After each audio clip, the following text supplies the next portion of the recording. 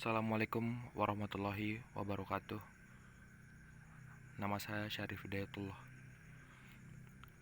Gerakan 30 September Partai Komunis Indonesia. Yang pertama latar belakang, yang kedua peristiwa G30 SPKI, yang ketiga korban G30 SPKI, yang keempat penangkapan dan pembantaian PKI. Latar belakang. Partai Komunis Indonesia atau PKI merupakan partai komunis yang terbesar di seluruh dunia, di luar Tiongkok dan Uni Soviet. Sampai pada tahun 1965, anggotanya berjumlah sekitar 3,5 juta, ditambah 3 juta dari pergerakan pemudanya. Peristiwa G30 SPKI. Gerakan 30 September, dulu juga singkatnya G30 SPKI atau G30 SPKI, Gestapu Gerakan September 30, Gestok Gerakan 1 Oktober, adalah sebuah peristiwa yang terjadi selewat malam tanggal 30 September sampai di awal 1 Oktober 1965, yang dimana 6 perwira tinggi militer Indonesia beserta beberapa orang lainnya dibunuh dalam suatu usaha percobaan kudeta yang kemudian dituduhkan kepada anggota Partai Komunis.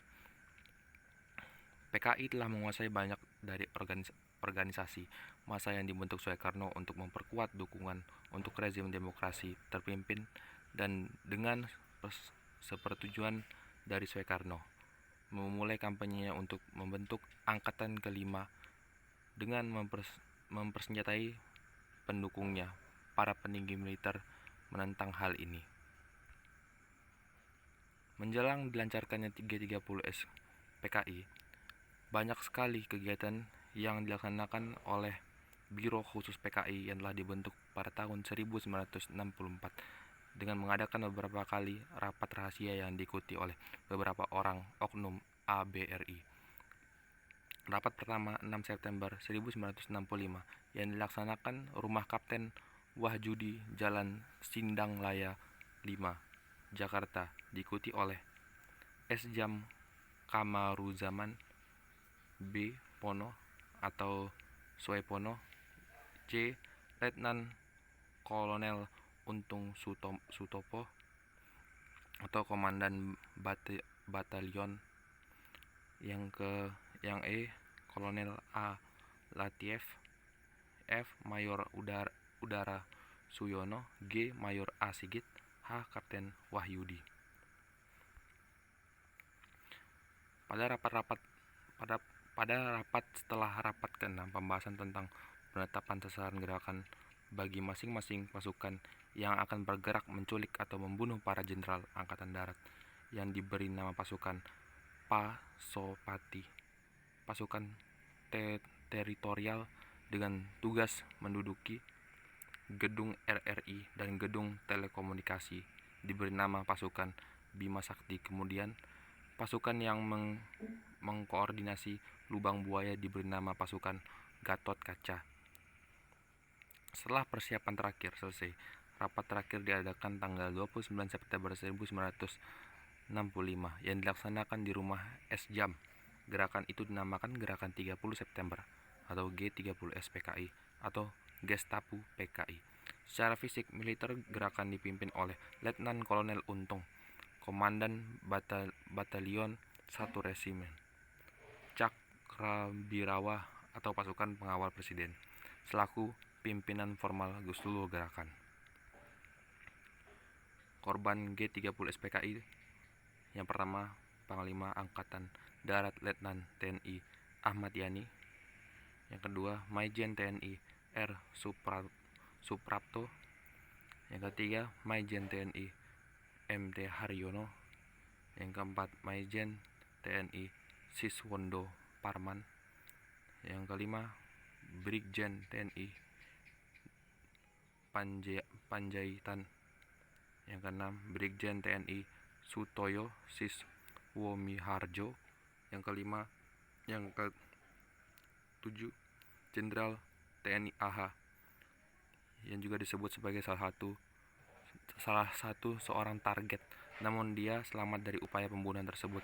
Sebaliknya, Putri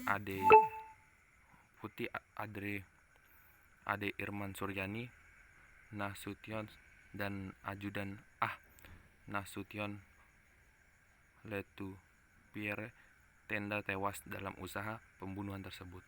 Selain itu, ada beberapa orang lainnya juga turut menjadi korban, yaitu Letupierre Tandean, Aib Karel Satsuit Tubun, Brigjen Katamso Darmokusumo, Kolonel Sugiono. Penangkapan dan pembantaian PKI. Dalam bulan-bulan setelah peristiwa ini, semua anggota dan pendukung PKI atau mereka yang dianggap sebagai anggota dan simpatisan PKI, semua partai kelas buruh yang diketahui, dan ratusan ribu pekerja dan petani Indonesia yang lain dibunuh untuk dimasukkan ke kam tahanan untuk disiksa dan diinterogasi.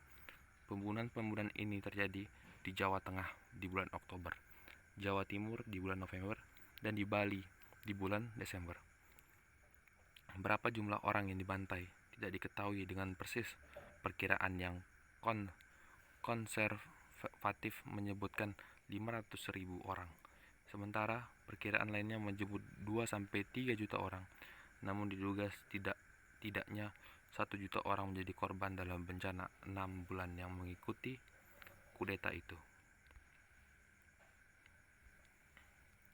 Kesimpulannya, peristiwa G30 SPKI yang lebih dikenal dengan peristiwa pemberontakan yang dilakukan PKI yang bertujuan untuk menyebarkan paham komunis Indonesia.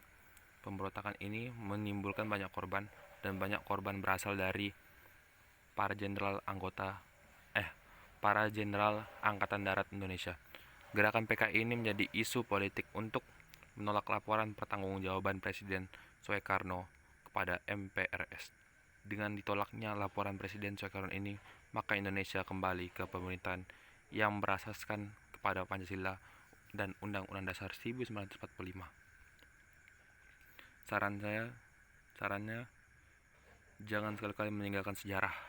Bangsa yang melupakan sejarah akan dengan mudah tercabut dari akar sejarah itu sendiri dan menjadi bangsa antah berantah. Sekian, terima kasih. Wassalamualaikum warahmatullahi wabarakatuh.